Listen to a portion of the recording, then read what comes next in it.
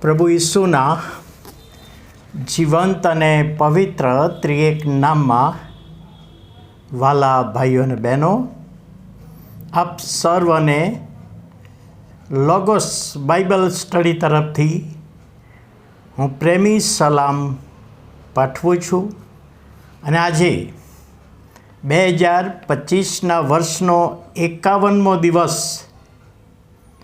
અને 20મી ફેબ્રુઆરી 2025 ગુરુવારનો આ નવો દિવસ આપણા જીવનમાં પ્રભુએ બતાવ્યો માટે પ્રભુનો ખૂબ આભાર માનતા પ્રભુના નામને ધન્યવાદ આપીએ છીએ.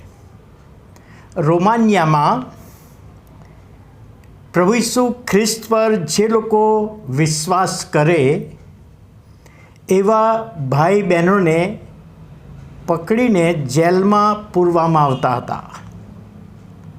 સુવાર્તા પ્રચાર કરવો, જાહેરમાં ઈસુનું નામ લેવું, જાહેરમાં સાક્ષી આપવી, એ બધી બાબતો ત્યાં સતાવણીના ભોગમાં બનતી હતી. અને એક વખતે આ સતાવણી કરનારાઓએ 30 વ્યક્તિઓને જેલમાં પૂર્યા. એમાં ઘણા ભાઈઓ અને બહેનો હતા અને એના કારણે જે લોકો જેલમાં હતા તેઓના કુટુંબીજનો દુઃખી હતા, પ્રાર્થના કરતા હતા. એમના પ્રયત્નો તો કામમાં આવવાના નહોતા, પણ એમની પ્રાર્થનાઓ ચાલુ હતી. એક દિવસે જેલનો દરવાજો ખોલવામાં આવ્યો. એક માણસ તેમને મળવા માટે આવ્યો. અજવાળું પડ્યું બારણું ખોલતા એટલે આ લોકો ઓળખી ગયા કે આ માણસે તો અમને જેલમાં પૂર્યા છે, અમને મુશ્કેલીમાં મૂક્યા છે અને આ જેલનો કેપ્ટન છે. તો એ અમને શા માટે મળવા આવ્યા? એક બહેને એમને પ્રશ્ન કર્યો કે સાહેબ, તમે અત્યારે જેલમાં અમને શા માટે મળવા આવ્યા? તમારા આવવાનું કોઈ કારણ? અને એમણે જવાબ આપ્યો, કેપ્ટન જેલરે જવાબ આપ્યો કે આજે એક છોકરો મને મળવા માગતો હતો અને છોકરો મારી પાસે આવ્યો. કેટલીક એણે વાતો કરી અને એણે એના હૃદયની ઈચ્છા મને જણાવી કે હું દર વર્ષે મારા મા એમના હેપી બર્થડેના દિવસે બુકે આપું છું, ફૂલ આપું છું અને પ્રેમ કરું છું અને એમને માન આપું છું. અને આજે પણ મારા માનો હેપી બર્થડે છે અને મારે એમને આ બર્થડેનું ફૂલ ને બુકે મારે આપવું છે, પરંતુ તમે મને અંદર જવા દેવાના નથી.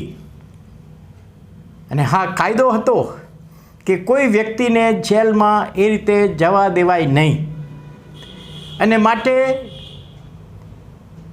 એક રસ્તો કાઢ્યો એ છોકરાએ. આ ફૂલનો ગુચ્છો, આ ફૂલનો જે બુકે છે એ સાહેબ હું તમને આપું છું અને તમારા બાળકોની મા એટલે તમારા પત્નીને તમે આપજો.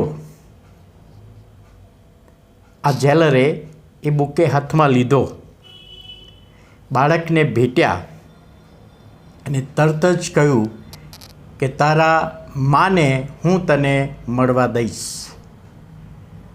અને હું આવ્યો છું અંદર. પાછળ તમારો છોકરો અહીંયા ઊભો છે, એ બુકે લઈને અંદર તમને મળવા આવે છે.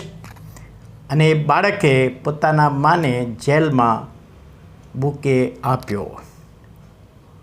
ત્યારે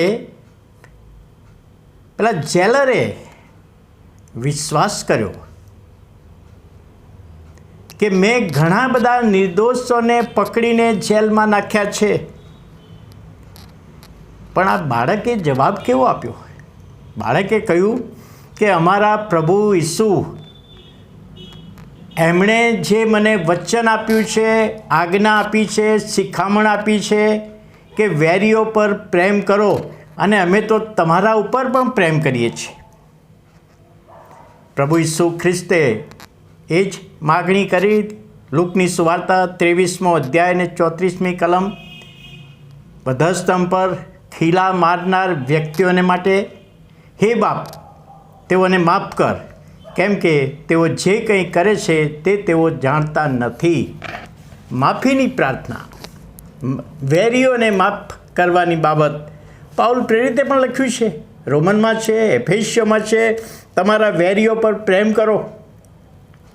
જો તે ભૂખ્યો છે, તરસ્યો છે, તો એને ખવડાવો, પાણી આપો, બદલો લેશો નહીં. અને આ વચન એ વેરીઓ પર પ્રેમ રાખવા સંબંધીનો દાખલો આપણા જીવનને માટે, સેવાને માટે, નમૂનાને માટે પ્રભુ આશીર્વાદિત કરે. પ્રાર્થના કરીએ. વાલા પ્રભુ, અમે આભાર માનીએ છીએ, તમારા નામને ધન્યવાદ આપીએ છીએ આજના નવા દિવસની ભેટને માટે. અમારા વેરીઓ એવો પર અમે પ્રેમ કરીએ, કોઈને દુશ્મનાવટ નહીં, પરંતુ તેઓને પ્રેમ કરીને માફ કરીએ. એ શિક્ષણને માટે આભાર માનીએ. ઈસુ પ્રભુના નામમાં સાંભળો, માન્ય કરો. આમેન.